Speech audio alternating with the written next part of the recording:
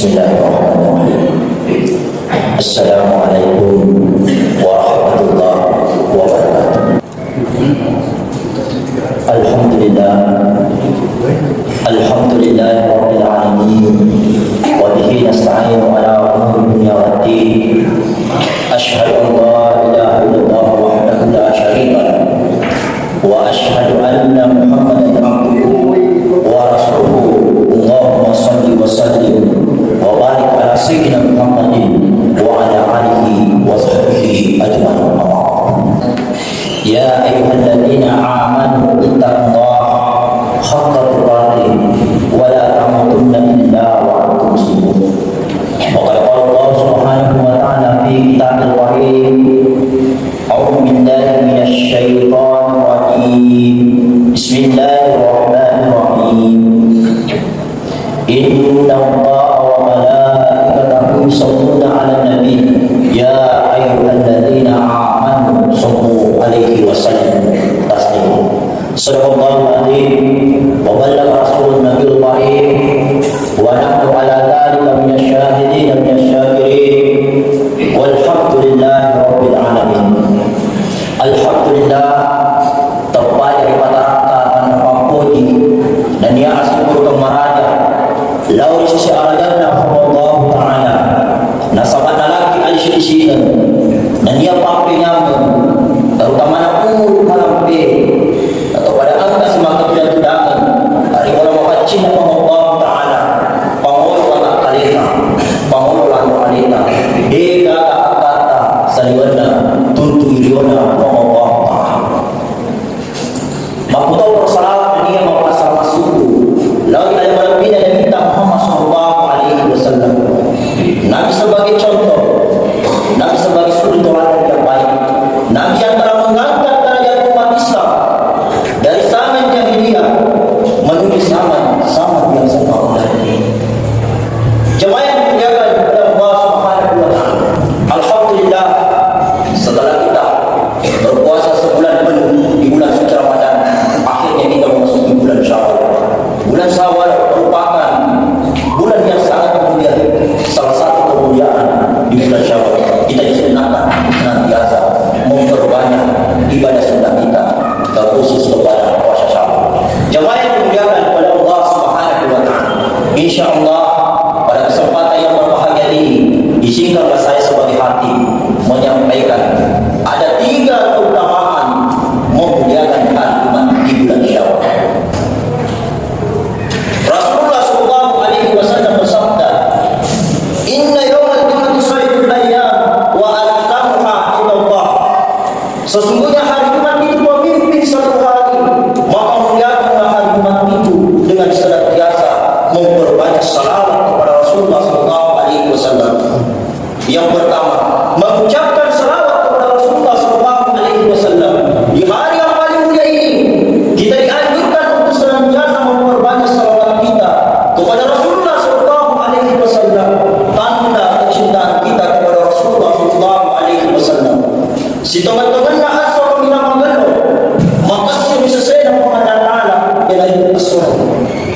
Dalam pengajaran Allah dan orang lagi, Inna Allah wa malaikatahu yusholluna 'alan nabi ya ayyuhalladzina amanu shallu 'alaihi wa sallimu taslima.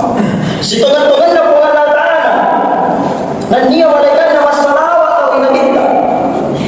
Hai orang-orang yang beriman, bersalawat kepada Rasulullah sallallahu alaihi wasallam sebagai tanda penghormatan, sebagai tanda bahwa lebih dari kita.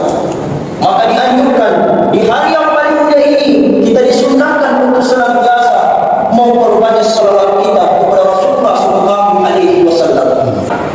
Rasulullah sallallahu alaihi wasallam bersabda, "Man shalla 'alayya salatan wahidatan sallallahu alaihi asyar." Barang siapa yang bersalawat kepada Rasulullah sallallahu alaihi wasallam sekali saja, maka Allah Subhanahu wa Ta'ala bersalawat kepada kita 10 kali. Begitu indahnya salawat itu ketika kita ucapkan di hari kemuliaan kita ini dari Tuhan. Akan tetapi Rasulullah sallallahu alaihi wasallam pernah tunduk dan bersedih. Al-bakhil man yukiltu indahu wa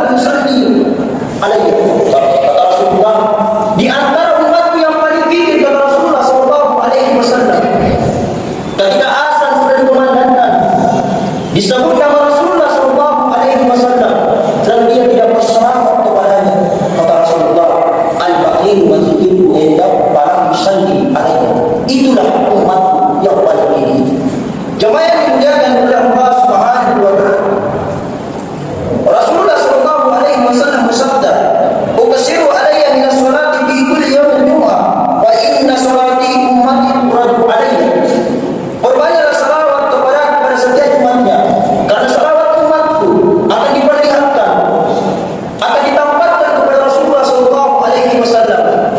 Barang siapa yang paling banyak salawatnya kepada Rasulullah SAW, dialah yang paling dekat bersama Rasulullah SAW di hari kiamat. Kemudian yang kedua, di hari yang paling mulia ini kita dianjurkan untuk senantiasa memperbanyak doa dan berzikir kepada Allah Subhanahu wa taala. Ketika kita dulunya, ketika kita selesai melaksanakan sholat kewajiban, sholat sunnah, kita dulu sejenak bermunajat dan berzikir kepada Allah Subhanahu wa taala. Akan tetapi salah satu pergeseran di saat ini, ketika kita selesai melaksanakan sholat kewajiban, sholat sunnah, terkadang ketika kita sudah salah, langsung meninggalkan tempat duduk kita, dan itulah yang terjadi pada saat ini. Jemaah yang dimuliakan kepada Allah Subhanahu wa taala, Allah Subhanahu wa taala menjelaskan di dalam Al-Quran, "Ya ayyuhalladzina amanu idza nudiya lis-sholati min yaumil jum'ah fas'au ila dzikrillah." Hai orang-orang yang beriman, apabila tiba seruan, apabila azan sudah dikumandangkan, maka bergegaslah untuk melaksanakan kewajiban dan tinggalkan segala aktivitas perbandingan kita. Kau Nasrani, kau Yahudi, merupakan hari kemuliaannya dia, hari Sabtu, hari Minggu. Dia rela meninggalkan segala aktivitasnya demi merayakan yang namanya hari kemuliaannya dia.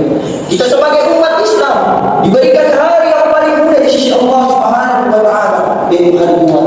Terkadang saudara-saudara kita masih ada yang lebih mementingkan aktivitas dunianya daripada kewajiban.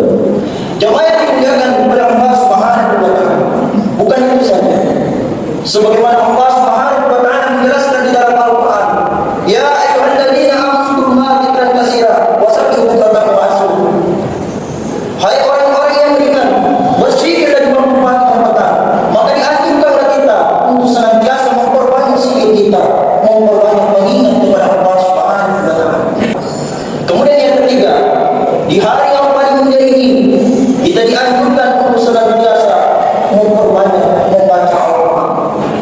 Salah satu pergeseran di saat ini dan salah satu pendidikan saya mengajar di salah satu instansi negeri, di mana saya suruh membaca surat Al-Fatihah di hadapannya, dia tidak tahu membaca surat itu.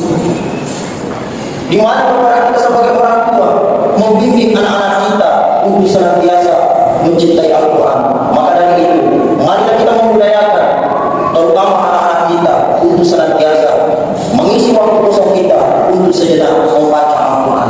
Jemaah yang dimuliakan oleh Allah Subhanahu wa taala, Rasulullah SAW bersabda, "Khairukum man ta'allama Al-Quran wa 'allamahu." Sebaik-baik kalian adalah orang yang mempelajari Al-Quran dan mengajarkan Al-Quran. Maka tugas kita sebagai kepala